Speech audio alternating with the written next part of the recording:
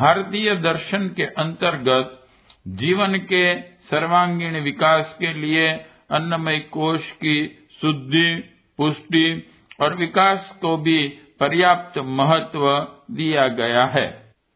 भौतिक प्रगति हो या आध्यात्मिक लक्ष्य की प्राप्ति, दोनों के लिए ही उसे आवश्यक और उपयोगी ठहराया गया है। योग साधनाओं में अन्नमय कोश की साधना को भी महत्वपूर्ण स्थान दिया गया है और उसके अनेक लाभों एवं सिद्धियों का भी उल्लेख मिलता है। इसके द्वारा ही योगी आरोग्य तथा शरीर संस्थान पर अद्भुत अधिकार प्राप्त कर लेते हैं। इच्छा अनुसार शरीर को गर्म या ठंडा रखना, ऋतुओं के प्रभाव से अप्रभावित रहना, शरीर की ऊर्जा पूर्ति के लिए आहार पर आश्रित न रहकर उसे सीधे प्राकृतिक स्रोतों से प्राप्त कर लेना, दीर्घ जीवन, शरीर में वृद्धावस्था के चिन्ह न उभरना आदि सभी उपलब्धियां अन्नमय कोश की साधना पर निर्भर करती हैं। यह सब उपलब्धियां आध्यात्मिक साधना मार्ग पर बढ़ने के लिए भी उपयोगी सिद्ध होती हैं और सांसारिक जीवन क्रम में भी इनका प्रत्यक्ष लाभ मिलता है। यह उपलब्धियां बड़ी आकर्षक भी लगती हैं, किंतु योग मार्ग की यह बहुत प्रारंभिक सीढ़ियों मात्र हैं। यह इसलिए आवश्यक है कि योग साधना के लिए आवश्यक साधना क्रम में यह शरीर अपनी असमर्थता प्रकट करके साथ देने से कतराने न लगे। अन्नमय कोश शुद्ध और पुष्ट होने पर ही व्यक्ति सांसारिक उतार चढ़ावों के बीच अपनी शरीर यात्रा को संतुलित क्रम से चलाता हुआ अपने आत्मिक लक्ष्य की ओर अनवरत क्रम से बढ़ सकता है। एक और सूक्ष्म पक्ष है जिसके लिए अन्नमय कोश को तैयार करना पड़ता है। आत्मिक प्रगति के क्रम में शरीर में अनेक दिव्य संवेदनाओं का संचार होता है। असंस्कारित अन्नमय कोश उसमें बाधक बन जाता है अथवा वांछित सहयोग नहीं देने पाता। इस क्रम में अनेक दिव्य क्षमताएं उभरती हैं। उन्हें धारण करना, उनके स्पंदनों को सहन करके अपना संतुलन बनाए रखना भी बहुत आवश्यक है। यही सभी बातें परिष्कृत एवं विकसित क्षमता संपन्न अन्नमय कोश से ही संभव हैं। इन सब उपलब्धियों एवं क्षमताओं का लाभ पाने के लिए अन्नमय कोश, उसके स्वरूप तथा सामान्य गुण धर्मों के बारे में भी साधक के मस्तिष्क में स्पष्ट रूपरेखा होनी चाहिए। पांचों कोशों की संगति में अन्नमय कोश की भूमिका तथा उसके महत्व को उचित अनुपात में समझना आवश्यक है। हमारी सत्ता स्थूल, सूक्ष्म, अनेक स्तर के तत्वों के संयोग से बनी है। उनमें से हर एक घटक का अपना अपना महत्व है। किसी एक घटक का महत्व बतलाने से किसी दूसरे घटक का महत्व कम नहीं होता, क्योंकि एक घटक दूसरे का सहयोगी पूरक तो है, किंतु उसका स्थान वह स्वयं नहीं ले सकता। उदाहरण के लिए भवन निर्माण में प्रयुक्त सीमेंट का गारा, मोर्टर लें। उसमें सीमेंट, बालू, पानी, रंग आदि सभी मिलाए जाते हैं। किसी एक का भी स्तर घटिया हो तो गारा घटिया हो जाएगा। उसकी लोच, मजबूती, सुंदरता आदि इन सभी के संतुलित सहयोग से हैं। हमारे अस्तित्व के बारे में यही तथ्य लागू होता है। हमारे अस्तित्व के हर घटक का, हर कोश का अपना अपना महत्व है। इसीलिए इन सब की उत्कृष्टता एवं संतुलन का ध्यान रखना आवश्यक है। हमारी संरचना में एक बड़ा भाग वह है जिसका सीधा संबंध स्थूल पदार्थों पंचभूतों से है। उसके अस्तित्व, पोषण एवं विकास के लिए स्थूल पदार्थों की आवश्यकता पड़ती है। शरीर संस्थान के इसी भाग को अन्नमय कोश कहते हैं। यह अगणित छोटी छोटी स्थूल इकाइयों से बना हुआ है। इन्हें कोशिका यानी कि सेल कहते हैं। स्पष्ट है कि यह इकाइयां जिस प्रकार की जिन गुण धर्मों से युक्त होगी, संयुक्त शरीर संस्थान में भी वही गुण धर्म प्रकट होंगे। उन मूल इकाइयों को बदले बिना बाह्य दृश्य संस्थान में इच्छित विशेषताएं पैदा नहीं की जा सकती। अन्नमय कोश को आवश्यकता के अनुरूप बनाने ढालने के लिए भी उसकी मूल इकाइयों को ध्यान में रखना होगा। उदाहरण के लिए कोई वस्त्र लें। वस्त्र किस कोटि का है, यह इस आधार पर निर्भर करता है कि उसकी रचना में किस प्रकार के धागे का उपयोग हुआ है, उन धागों के लिए किस प्रकार के तंतुओं यानी कि फाइबर्स का प्रयोग किया गया है। वस्त्र कैनवास जैसा मजबूत है, रेशम जैसा भड़कीला है, टेरेलिन जैसा लुभावना है, ऊन जैसा गर्म है, मखमल जैसा आरामदेह है या मलमल जैसा हल्का एवं मुलायम है। यह सब विशेषताएं उसके लिए प्रयुक्त धागों एवं उसके तंतुओं के आधार पर टिकी रहती हैं।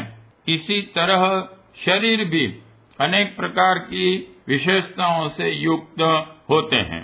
बंदर एवं हिरन जैसा स्फूर्तिला, सिंह एवं हाथी जैसा बलशाली, बैल एवं घोड़े जैसा परिश्रमी, गधे जैसा कठोर, हंस जैसा सौम्य, सर्प जैसा लचकदार आदि अनेक प्रकार की विशेषताएं शरीरों में पाई जाती हैं अथवा पैदा की जा सकती हैं। यह बहुत स्थूल वर्गीकरण है। इससे थोड़े सूक्ष्म स्तर पर देखें तो ध्रुव प्रदेश एवं हिमालय की ठंड को स्वाभाविक रूप से सहन कर सकने वाले शरीर, भूमध्य रेखा के निकट प्रदेशों की भीषण गर्मी में खुली रहने वाली शरीर, जल जीवों की तरह पानी के संसर्ग में रहने वालों से लेकर मरुभूमि के शुष्कतम वातावरण में निवास करने वाले शरीरों की अपनी अपनी विशेषताएं उनकी सेल इकाइयों के अनुरूप ही विकसित होती हैं।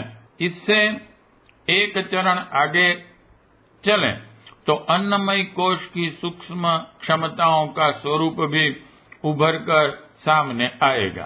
किसी भी क्षेत्र में उच्च स्तरीय साधक का सारा शरीर उसकी मुख्य साधना में सहयोगी बन जाता है।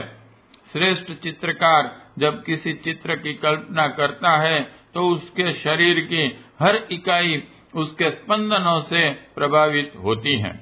शरीर की हलचल में उस कल्पना के स्पंदन समाविष्ट हो जाते हैं तथा निर्जीव तुलिका सामान्य रंगों से जीवंत चित्र का निर्माण कर देती है। वाणी के साधक गायक के मन में जो भाव उभरते हैं वह उसके हाव भाव तथा स्वर लहरी में न जाने कहां से कैसे गूंथ जाते हैं और उसमें अद्भुत प्रभाव पैदा कर देते हैं। अपने कार्य के प्रति निष्ठावान चिकित्सक के चर्म चक्षुओं और मांसपेशियों में न जाने क्या विशेषता आ जाती है कि वह रोग के सूक्ष्म से सूक्ष्म चिन्ह तथा गंभीर से गंभीर स्तर को पकड़ लेता है। इन साधकों के चमत्कारों के पीछे यही तथ्य छिपा है कि उनके अन्नमय कोश की हर इकाई उनके अंदर की सूक्ष्म संवेदनाओं को अनुभव करने, स्वीकार करने तथा उनके अनुरूप प्रभाव पैदा करने में सक्षम हो जाती हैं। उसके संस्कार उसके अनुरूप हो जाते हैं। किसी भी उच्च स्तरीय साधना के लिए विज्ञान से लेकर उपासना तक के किसी भी क्षेत्र में उल्लेखनीय स्तर पाने के लिए अपने अन्नमय कोश को ऐसी ही सुसंस्कृत, सुयोग्य, सक्षम स्थिति में लाना आवश्यक होता है। उसके लिए उसकी मूल इकाइयों को विशेष रूप से गढ़ना, ढालना पड़ता है। इसे ही अन्नमय कोश का परिष्कार, विकास की साधना कहा जाता है। प्रश्न उठता है कि क्या अन्नमय कोश की मूल इकाइयों को वांछित ढंग का बनाया जा सकता है? हाँ, यह संभव है। इसकी पुष्टि भारतीय दर्शन की सनातन मान्यता तथा वर्तमान वैज्ञानिक शोधों दोनों ही आधारों पर होती हैं। वस्त्र आदि तो जैसे बन गए वैसे बन गए। कैनवास को मखमल में नहीं बदला जा सकता क्योंकि वह जड़ संस्थान है, किंतु शरीर तो चेतन संस्थान है। उसमें नए कोशों का निर्माण तथा पुरानों का विघटन संभव ही नहीं है। वह तो उसकी एक स्वाभाविक एवं अनिवार्य प्रक्रिया है।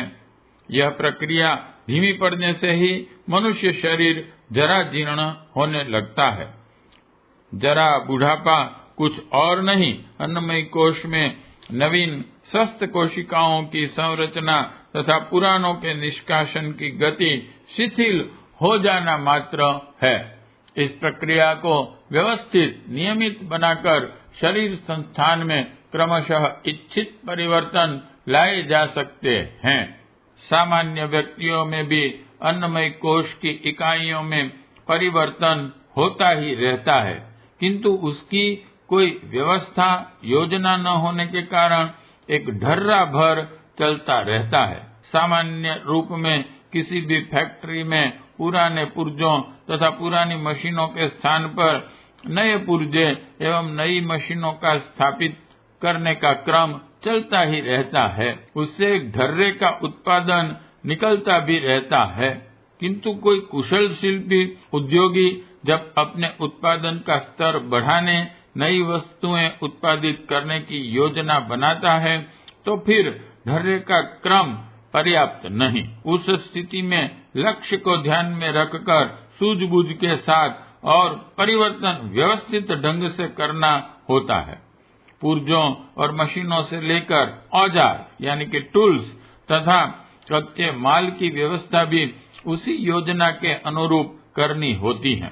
अपने शरीर की हर कोशिका को एक सजीव पुर्जा, औजार, मशीन मानकर उन्हें लक्ष्य के अनुरूप बनाना, उसके लिए उपयुक्त आहार विहार अपनाना योग साधक के लिए आवश्यक हो जाता है। सामान्य व्यक्ति के अन्नमय कोश तथा योगी के अन्नमय कोश में अंतर क्यों, किस आधार पर आवश्यक है, इसे एक सामान्य उदाहरण से समझा जा सकता है। एक बिजली की लाइन को लें। विद्युत तारों में बहती हैं। उन्हें सहारा देने के लिए खंभे रहते हैं। तार और खंभों के बीच में ऐसे उपकरण लगे रहते हैं जो बिजली को खंभों में होकर पृथ्वी में प्रविष्ट होने से रोके रहें। उन्हें कुचालक, इंसुलेटर कहते हैं।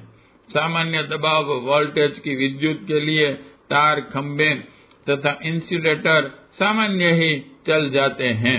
हाई वोल्टेज की बिजली अधिक मात्रा में प्रवाहित करनी हो तो उसके लिए यह सभी उपकरण विशिष्ट स्तर के लगाने पड़ते हैं। यही बात सामान्य व्यक्ति तथा विशिष्ट साधक के साथ लागू होती है। सामान्य जीवन क्रम में सामान्य शारीरिक, जैवीय विद्युत, बायो इलेक्ट्रिसिटी की ही आवश्यकता पड़ती है, किंतु उच्च लक्ष्यों के लिए अधिक प्रखर शक्ति तरंगे पैदा करनी होती है। उनका संवेदन संचालन करने के लिए अधिक सशक्त संस्थान की आवश्यकता स्वाभाविक रूप से पड़नी ही चाहिए। इसलिए साधक को अपने अन्नमय कोश के परिष्कार, उसकी पुष्टि और विकास के लिए विशेष ध्यान देना, विशेष प्रयास करना होता है। तभी वह प्राणमय, मनोमय, विज्ञानमय तथा आनंदमय कोशों के विकास में सहायक बनने तथा उनकी विकसित स्थिति के साथ तालमेल बिठाने में समर्थ हो पाता है। तालमेल बिठाने की बात यों ही नहीं कही गई है, उसका अपना विशिष्ट अर्थ है। निर्जीव घटक तालमेल नहीं बिठा सकते, वह तो चेतना संपन्न के लिए ही संभव है। अन्नमय कोश की हर इकाई, हर कोशिका, सेल को आज वैज्ञानिक भी स्वतंत्र जैविक इकाई मानने लगे हैं। हर सेल में उसका हृदय, न्यूक्लियस होता है। उसके श्वास संस्थान को वैज्ञानिक भाषा में माइटोकॉन्ड्रिया कहते हैं। हर सेल में एक गाल्गी एपरेटस होता है जो उसके पाचन संस्थान का काम करता है। हर कोश अपने जैसे नए कोश का उत्पादन कर सकता है। इस व्यवस्था को वैज्ञानिक न्यूक्लियोलस एंड क्रोमैटिन नेटवर्क कहते हैं। हर सेल में अपनी एक विशिष्ट जैविक विद्युत का प्रभार यानी कि चार्ज होता है, जिसे उसका प्राण कह सकते हैं। इस प्रकार हर कोशिका एक स्वतंत्र जैविक इकाई के रूप में अपने अस्तित्व को बनाए रखने हुए शरीर संस्थान से अपना तालमेल बिठाए रखता है।